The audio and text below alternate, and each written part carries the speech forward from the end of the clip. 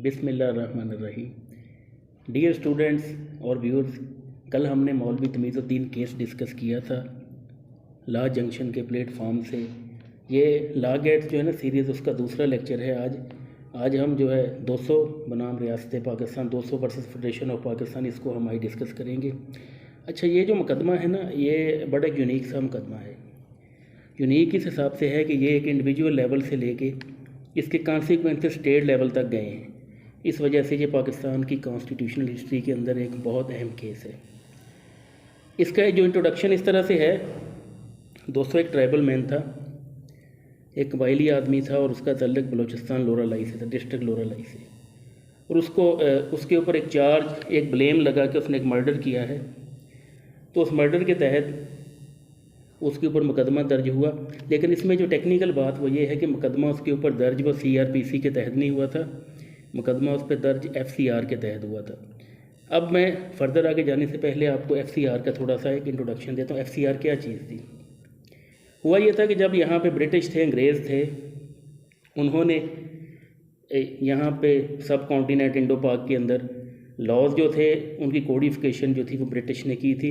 ये CRPC, PPC, उस वक्त IPC इसको कहते हैं, इंडियन पीनल कोड। बाद में जब पाकिस्तान में, उस वक्त जिसको PPC कहा जाता था, पाकिस्तान पीनल कोड। इसके तहत जो थी वो मुकदमात की सज़ा PPC के तहत दी जाती थी।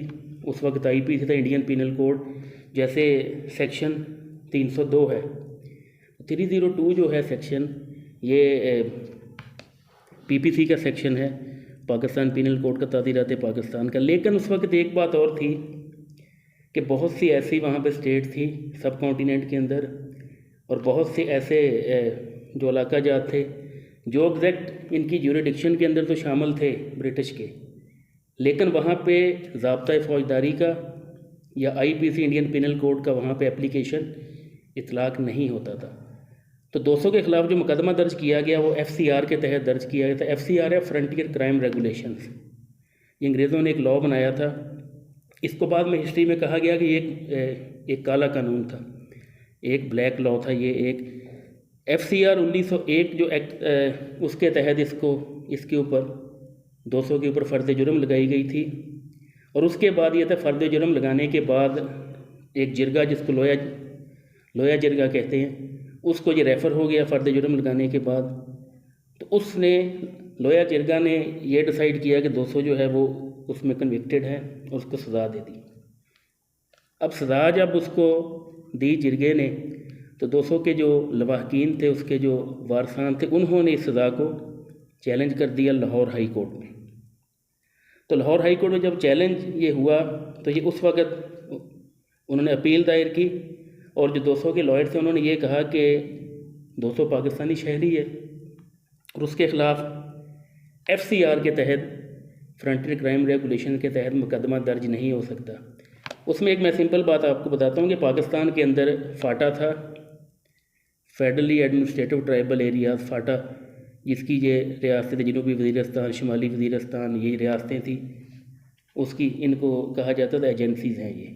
इनको फिर बाद में पाकिस्तान में आइन के अंदर एक तरमीम, एक अमेंडमेंट करके इसको पाकिस्तान में शामिल किया गया था, और गालमन 25th अमेंडमेंट थी पाकिस्तान के आइन में ये। अब यहाँ पे ये था कि इन ट्राइबल एरियाज़ के अंदर, वैसे आपकी डिस्ट्रिक्ट एडमिनिस्ट्रेशन के अंदर, डिस्ट्रिक्ट एडमिनिस्ट्रेशन का जो हेड होता है, इंचार्ज होता है, वो डिप्टी कमिश्नर होता है। लेकिन जहाँ पे FCR एप्लीकेबल हो, वहाँ पे डिप्टी कमिश्नर नहीं होता, वहाँ पे पॉलिटिकल एजेंट होता है। तो पॉलिटिकल एजेंट के पास सारी पावर्स, वहाँ पे एग्जेक्टिव अथॉरिटीज़ भी उसी के पास होती हैं, कलेक्टर भी वही होता है, टैक्स की कलेक्शन भी वही करता है, टैक्स को इम्पोज भी वही करता है, और अदालती पावर्स भी उसके पास होती हैं, वो केसों के फ़ैसले भी करता था।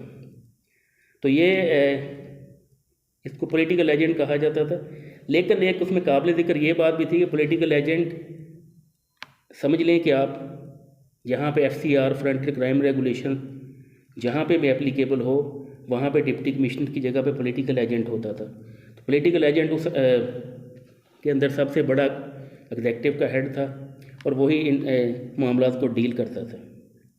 तो जब ये लाहौर हाई कोर्ट में अपील हुई, तो उस वक्त 1956 का कॉन्स्टिट्यूशन पाकिस्तान के अंदर इंट्रोड्यूस हो चुका था, इन्फोर्स हो चुका था, और लाहौर हाई कोर्ट ने इसकी प्रोसीडिंग के अंदर 200 जो था उसके हक़ में उन्होंने फ़ैसला दे दिया और अदालत ने एक ऑब्जर्वेशन दी और अपने फ़ैसले के अंदर इस चीज़ को करार दिया कि 1956 के आइन के तहत FCR का जो लॉ है, फ्रंटियर क्राइम रेगुलेशन, ये आइन पाकिस्तान से मुतसादम है, ये उसके साथ कॉन्ट्राडिक्टरी एक लॉ है। और इसमें 1956 के कॉन्स्टिट्यूशन के आर्टिकल 5 और आर्टिकल 7 जो है इक्वालिटी ऑफ सिटीज़न, उसका इन्होंने इसके अंदर रेफरेंस दिया।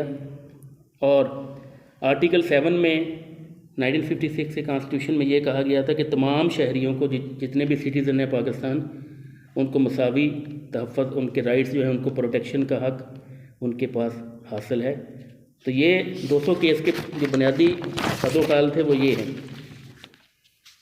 उसके बाद ये भी लाहौर हाई कोर्ट ने अपने फ़ैसले में लिखा कि ये FCR के जो लॉज़ हैं, FCR का जितना लॉ है, ये बुनियादी ये कवानीन से मुतसादम है और इम्तियाज़ी एक लॉ है। हालांकि आइन जो है वो रूल ऑफ लॉ को प्रोटेक्ट करता है। रूल ऑफ लॉ ये है कि every citizen is equal before law.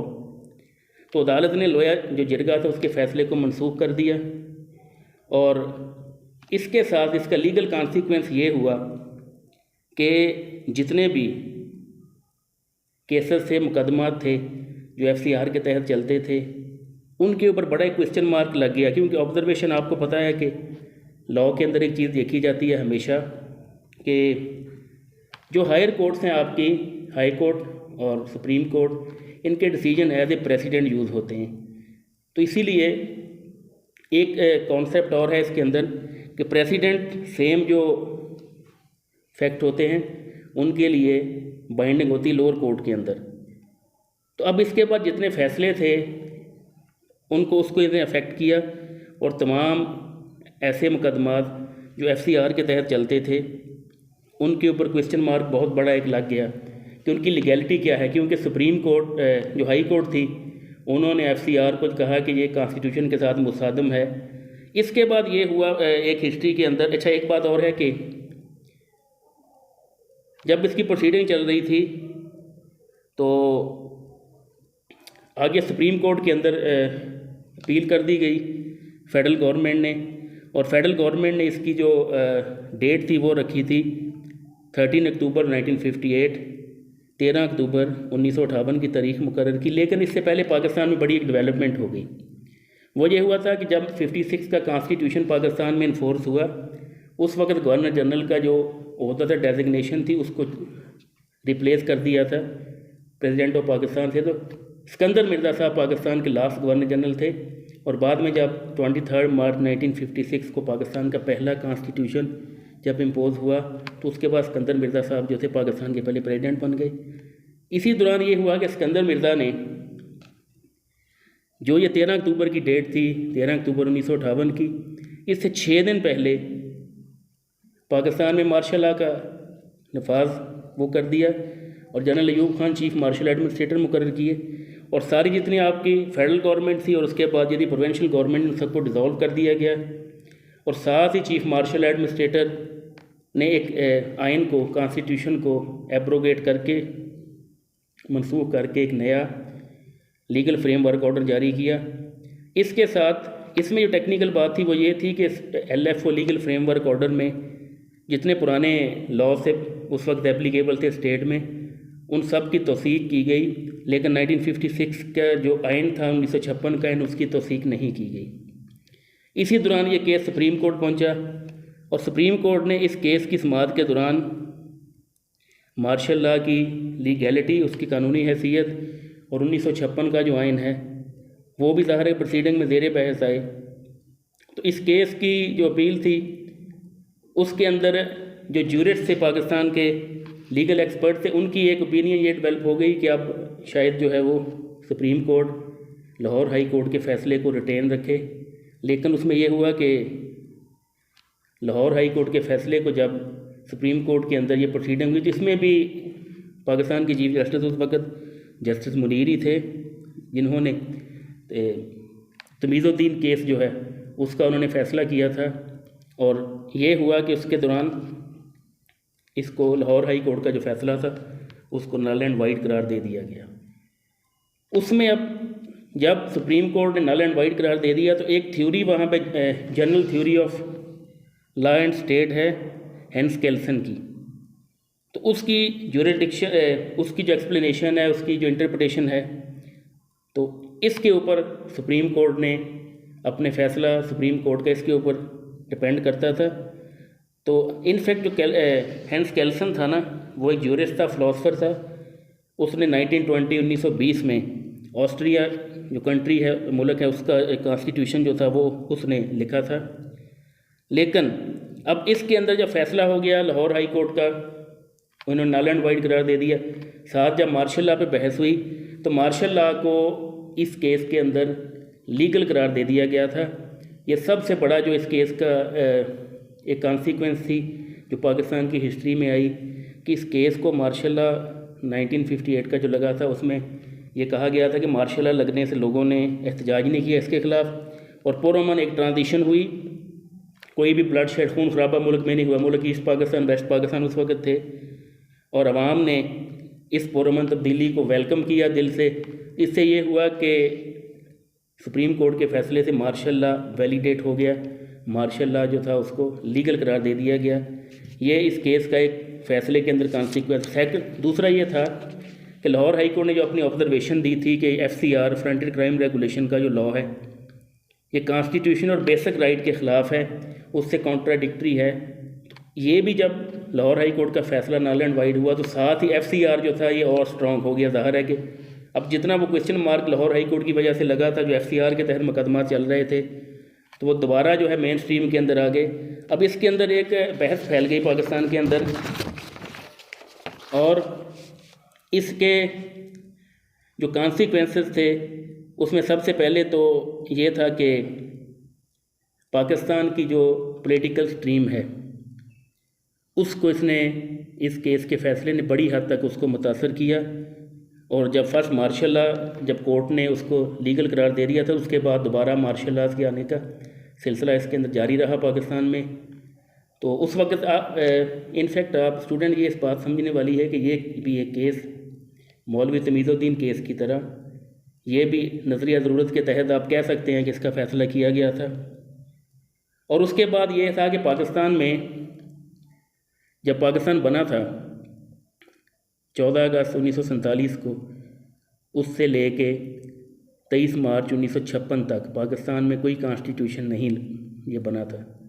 इससे पहले बेसिक प्रिंसिपल कमेटी बनी थी कॉन्स्टिट्यूशन के लिए, ऑब्जेक्टिव रेजोल्यूशन करारदाद मकासद बनी थी, वो पास की गई थी। उसमें बेसिक राइट्स और ये इस्लाम मज़हब है मुल्क का, ये उसके अंदर जो है वो ऑब्जेक्टिव रेजोल्यूशन में करार दिया गया था।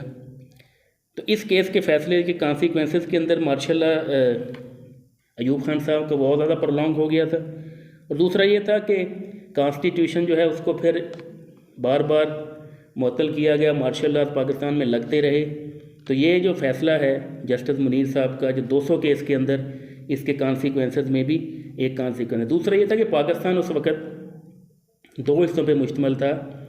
एक हिस्सा जो था ईस्ट पाकिस्तान था और दूसरा वेस्ट पाकिस्तान था। ईस्ट पाकिस्तान जो 16 दिसंबर 1971 को बड़े एक सैड इंसिडेंट के बाद पाकिस्तान से अलग हो गया और बांग्लादेश बन गया, और वेस्ट पाकिस्तान जो था वो जिस पाकिस्तान में अभी हम खड़े हैं, तो ये वेस्ट पाकिस्तान था।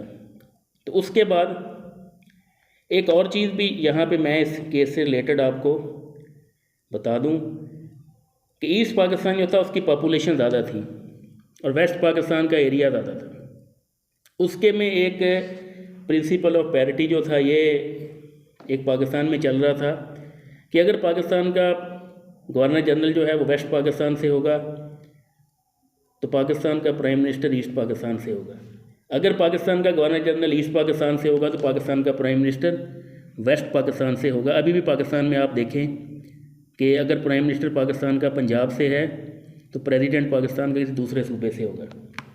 और सेकंड उसमें यह था कि अगर पाकिस्तान का प्रेसिडेंट जो है वो किसी पंजाब और मिसाल के तौर पे दूसरे के सूबे से नहीं है तो चेयरमैन सेनेट किसी तीसरे सूबे से होगा और स्पीकर नेशनल असम्बली पाकिस्तान के चौथे सूबे से होगा। तो अभी भी पाकिस्तान में ये चल रहा है। तो इसके बाद फिर ये जब बहुत ज़्यादा टग ऑफ वार चली पॉलिटिकली तो फिर पाकिस्तान में एक अदारा इंट्रोड्यूस किया गया था जो पाकिस्तान का ऐवान बाला है, पाकिस्तान का अपर हाउस है, जिसको सेनेट कहा जाता है। सेनेट के अंदर इक्वल रिप्रेजेंटेशन दी गई थी पाकिस्तान के चारों सूबों को, और कौमी असम्बली जो है उसकी सीटें जो हैं वो आबादी के लिहाज से हैं, एरिया के लिहाज से नहीं। जैसे कौमी असम्बली सबसे ज़्यादा सीटें पंजाब की हैं, तो पंजाब की पॉपुलेशन भी ज़्यादा है। तो उस वक्त ईस्ट और वेस्ट पाकिस्तान के अंदर, क्योंकि ईस्ट पाकिस्तान की लैंग्वेज बंगाली थी और वेस्ट पाकिस्तान की लैंग्वेज उर्दू थी, तो इस वजह से 1956 के कॉन्स्टिट्यूशन में दोनों लैंग्वेजेस थी पाकिस्तान की कौमी ज़बान। पाकिस्तान को उस वक्त करेंसी नोटों पे भी दोनों ज़बानें लिखी होती थी, डाक के टिकट थे उनके ऊपर भी दोनों ज़बानें लिखी हुई होती थी, और रेवेन्यू टिकट के ऊपर भी दोनों ज़बानें होती थी। लेकिन जब ये 1956 का कॉन्स्टिट्यूशन उसको एप्रोवेट किया गया, तो उसके बाद प्रिंसिपल ऑफ पैरिटी भी ख़त्म हो गया, पाकिस्तान की नेशनल लैंग्वेज ये भी ख़त्म हो गई, उर्दू और बंगाली दोनों थी। और ये है कि पाकिस्तान में मार्शल लॉ को दुरुस्त करार देने से पॉलिटिकल और डेमोक्रेटिक जो पाकिस्तान का सेटअप है उसको बहुत ज़्यादा नुकसान पहुंचा। तो उसके बाद जो इसकी सबसे बड़ा इसका रिजल्ट था, बड़ा कॉन्सिक्वेंस था, वो ये था कि ब्रिटिश ने फ्रंटियर क्राइम रेगुलेशन लगाया था, इन्फोर्स किया था, तो वो दोबारा जो है वो लागू हो गया। दोबारा उसको ये फिर पाकिस्तान के अंदर 18वीं तरमीम 18 अमेंडमेंट जब पाकिस्तान में हुई थी 10 अप्रैल 2010 में, तो फिर ये FCR को ख़त्म किया गया था। उसके बाद अब लास्ट ईयर के अंदर पाकिस्तान के अंदर जो फेडरली एडमिनिस्ट्रेटिव ट्राइबल एरियाज़ थे इनको पाकिस्तान में शामिल किया गया। इसलिए पाकिस्तान के कॉन्स्टिट्यूशन में अमेंडमेंट की गई थी, इनकी शमूलियत की, और फिर सीटें जो थी पाकिस्तान में कौमी असम्बली की और KPK की प्रोविंशियल असम्बली की, वो 18 अमेंडमेंट के बाद उनके अंदर चेंज किया गया था, बढ़ाया गया था। थर्ड इसकी सबसे बड़ा जो इसका कॉन्सिक्वेंस था वो ये था कि theory of separation of power है, नज़रिया अलहदगी के इख्तियारात इसको कहा जाता है। इस थ्योरी के मुताबिक जो 3 पिलर्स हैं गवर्नमेंट के, एग्जेक्टिव, जुडिशरी और लेजिस्लेचर, इनके दरमियान ये अपनी अपनी डोमेन के अंदर रह के काम करेंगी, इसको सेपरेशन ऑफ पावर कहते हैं। लेकिन इस फैसले से 200 केस के फैसले से जो एग्जेक्टिव है उसकी सुपरमेसी एक बन गई थी पाकिस्तान के जो जुडिशरी इसके ऊपर भी, और लेजिस्लेचर तो उस वक्त थी नहीं कि मार्शल लॉ था। तो ये अदलिया की आज़ादी के लिए भी इस केस का फ़ैसला जो था उसने अदलिया की आज़ादी को भी बहुत ज़्यादा नुकसान पहुंचाया था। तो ये आज का लेक्चर जो था ये बेसिक 200 केस 200 बनाम वफाक पाकिस्तान के ऊपर हमने ये दिया है। तो कल इंशाल्लाह इसके सिलसिले में नेक्स्ट जो है लेक्चर उसको हम इंशाल्लाह स्टडी करेंगे, और आप तमाम व्यूवर से रिक्वेस्ट है कि इस चैनल को सब्सक्राइब करें, इसको शेयर करें और लाइक करें इंशाल्लाह।